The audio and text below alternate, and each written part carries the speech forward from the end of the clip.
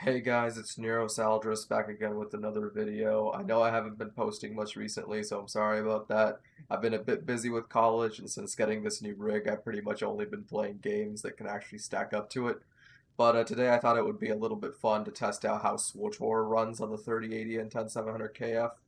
So here we are. I'm gonna probably toss some PvP clips and a couple of clips of difficult planets to run the game on, and sit back and enjoy the show. Starting off on the fleet, we're going to show you what settings that we're going to be running on for this part of the benchmark. We're going to be going for 1440p, which is 2K at ultra settings with VSync off to get accurate results. And we're just going to run around fleet for a little bit and see how it goes.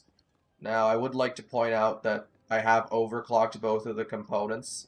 The 3080 is overclocked to 2.1 gigahertz, and the 10700KF is overclocked at 5.2 gigahertz. And with that, I'm getting, it depends on the crowd density, but stand above 144 FPS, 200 in these open areas with no one in them.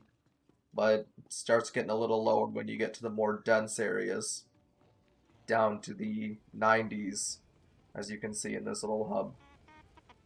And yeah, that's about it for the fleet. There's not really much else different in any of the parts of it, so we'll move to Mech. Now, Mech Shaw is one of the newer places in the game, and therefore it is actually quite difficult to run still. As you can see, there's not really all that much crowd density other than the NPCs, and we're still only hovering at around 120, 130, when before on the fleet in these kinds of areas we were hitting 200.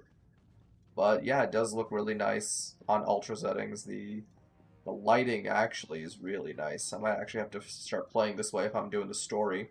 Obviously, you wouldn't want to do something like this for PvP because I'm pretty sure that's still going to cause the frames to go way down. But yeah, you're pretty much maintaining a good 100 to 150, sometimes even really higher FPS, playing on one of the hardest to run planets right now at ultra settings. Uh, After this is pretty much just going to be some PvP clips, so we're going to be changing our settings actually.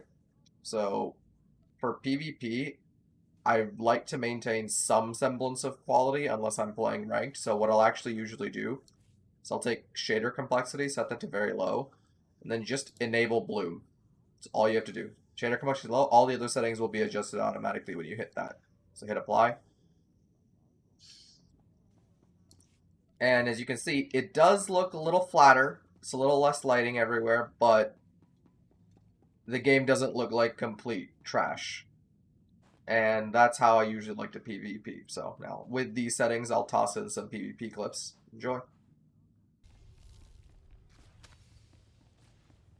This match needs excitement. Let's mix it up.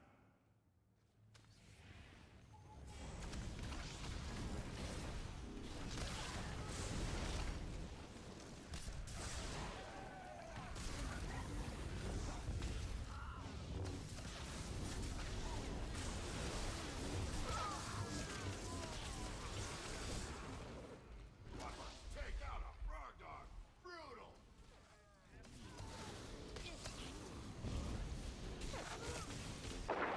Unbeatable. Pointless throw. Rockworms are losing it, folks.